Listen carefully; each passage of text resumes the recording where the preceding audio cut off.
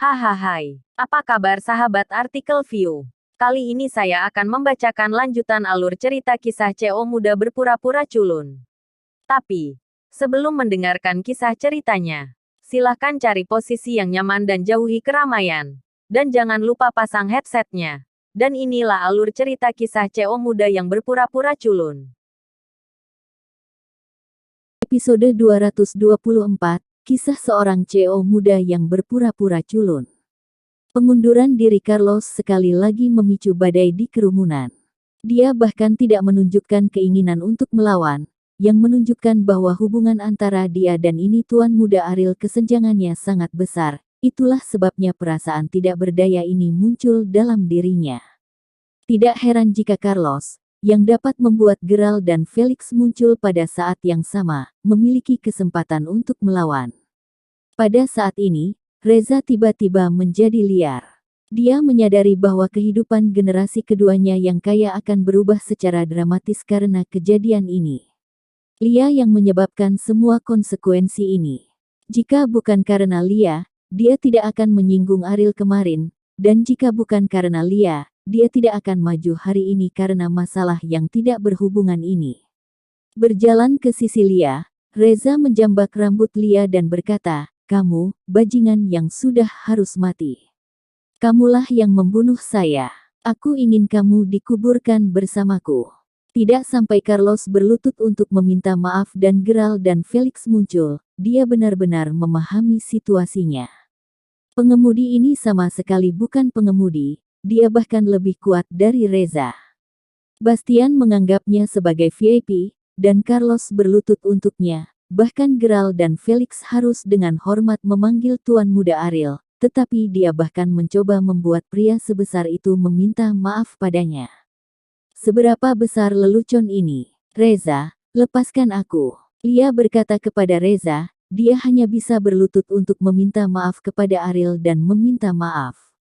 Melepaskanmu. Reza berkata dengan wajah cemberut, kamu mati. Kamu telah sangat menyakitiku, dan biarkan aku melepaskanmu dan dikuburkan bersamaku. Reza menendang tubuh Lia, menjambak rambutnya, dan terus membenturkan kepala Lia ke tanah, seolah terpana.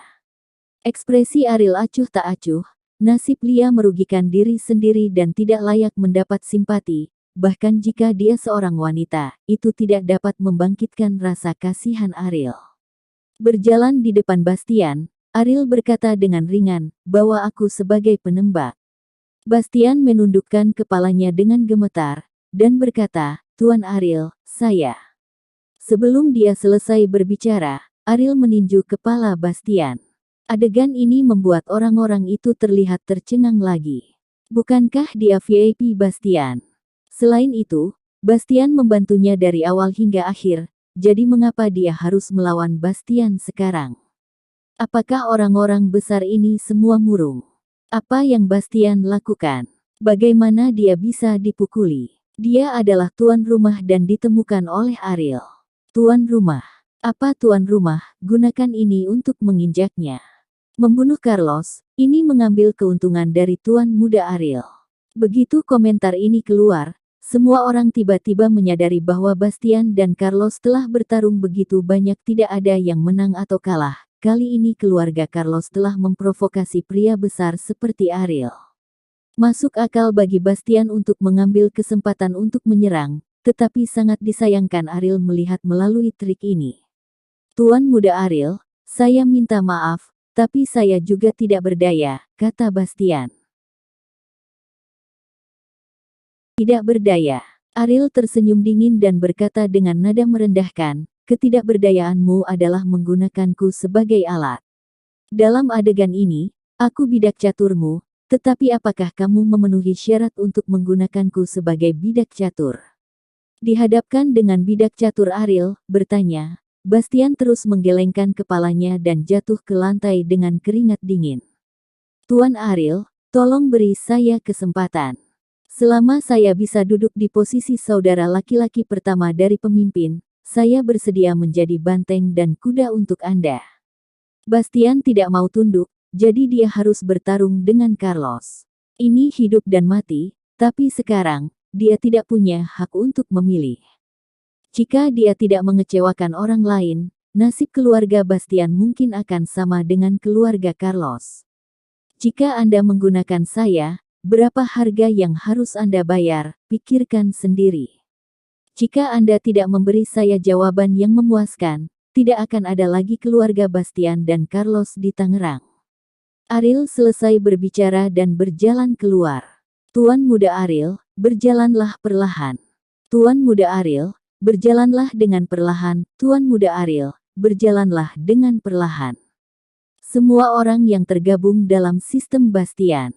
Mereka semua menundukkan kepala dan menyaksikan Ariel pergi. Adapun kata-kata yang dia tinggalkan, tidak ada keluarga Bastian dan Carlos lainnya. Mereka tahu bahwa ini bukan lelucon. Keluarga Carlos harus dihancurkan, dan apakah keluarga Bastian dapat diselamatkan tergantung pada apakah Bastian akan menjadi laki-laki.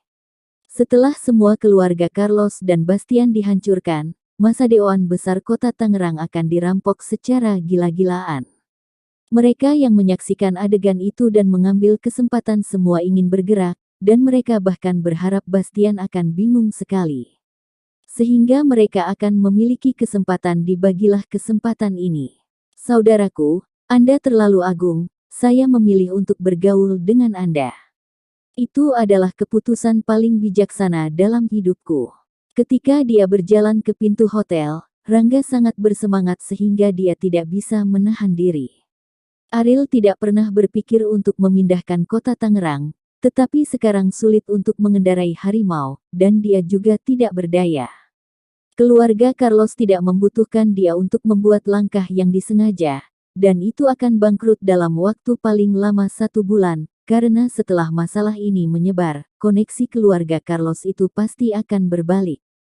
Di bawah situasi ketidakseimbangan di kota Tangerang, siapa yang tidak ingin mengambil kesenangan di keluarga Carlos, bagaimana dengan semuanya? Adapun Bastian, dia bisa menjadi orang nomor 1 di dunia bisnis di Tangerang dalam kesempatan ini, tetapi dia harus melihat apakah dia bisa memberikan jawaban yang memuaskan bagi Ariel. Ini bukan yang aku inginkan, kata Ariel.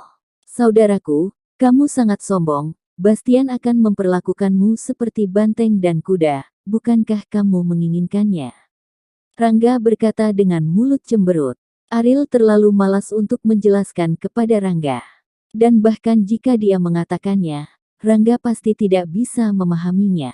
Alasan mengapa mereka menyebabkan situasi seperti itu bukan karena dia, tetapi karena hubungan yang digunakan oleh keluarga Ariel, yang berarti semakin besar situasinya.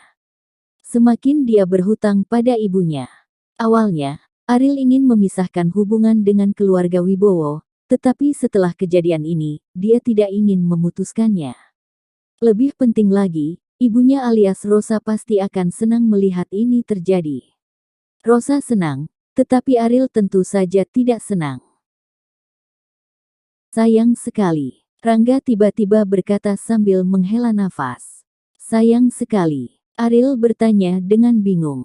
Kamu tidak berpura-pura memaksa, kamu harus membiarkan keluarga Carlos berlutut di depanmu untuk meminta maaf, dan kamu harus membiarkan wanita berlutut dan menjilat. Yang terbaik adalah mengejutkan Gerald dan Felix, dan biarkan orang-orang itu melihat seberapa kuat kamu. Kata Rangga, ini adalah pengejaran hidupmu. Ariel berkata dengan acuh. Dalam pandangan Ariel, mencari kesenangan dari orang sekecil itu tidak ada artinya, hanya menginjak orang besar di bawah kaki adalah kesenangan yang sesungguhnya. Ini Bastian dan Carlos, kata Rangga dengan ekspresi natural. Ariel tersenyum. Rangga sendiri seharusnya tidak memandang kedua orang ini di matanya, dia hanya dengan sengaja bersikap seperti ini di depannya. Ekor rubah ini tersembunyi dalam-dalam, tetapi Ariel percaya bahwa akan ada hari di mana ia akan terungkap. Tak lama setelah meninggalkan hotel, Ariel menerima telepon dari Bibi Inem. Setelah mengucapkan banyak terima kasih, Rianti mungkin sudah memberitahunya tentang sekolah itu. Bibi Inem, itu hanya masalah kecil. Anda tidak perlu berterima kasih kepada saya sepanjang waktu. Ngomong-ngomong, bagaimana kabar keluarga Anda? Saya mungkin harus menunda selama 2 hari sebelum saya bisa kembali. Tanya Ariel bagaimana situasi perusahaan. Awalnya, dia berencana untuk kembali setelah menyelesaikan masalah Rianti, tapi sekarang sepertinya harus menunda beberapa waktu. Kauri sangat sibuk baru-baru ini, dia pergi ke perusahaan lebih awal setiap pagi, dan terkadang hanya pulang di tengah malam. Ucapnya Inem. Tepat setelah mengambil alih perusahaan, proyek Harmoni dihentikan lagi, untuk Kauri. Pasti ada banyak hal yang merepotkan, dan masuk akal untuk menjadi sibuk. Kamu harus bekerja lebih keras selama ini, membuat sup untuknya, dan menjaga tubuhnya tetap sehat, desak Ariel. Ini tidak sulit atau sulit, inilah yang harus aku lakukan, kata Empok Inem buru-buru. Dia awalnya seorang pelayan di rumah, melakukan pekerjaannya sendiri, bagaimana dia bisa mengatakan dia beruntung, dan Ariel sangat membantunya, dia tidak memiliki kesempatan untuk berterima kasih kepada Ariel. Oke, aku akan menutup telepon dulu, masalah Rianti, kamu dapat yakin bahwa tidak akan ada masalah di masa depan, kata Ariel. Yah, aku yakin aku lega, terima kasih.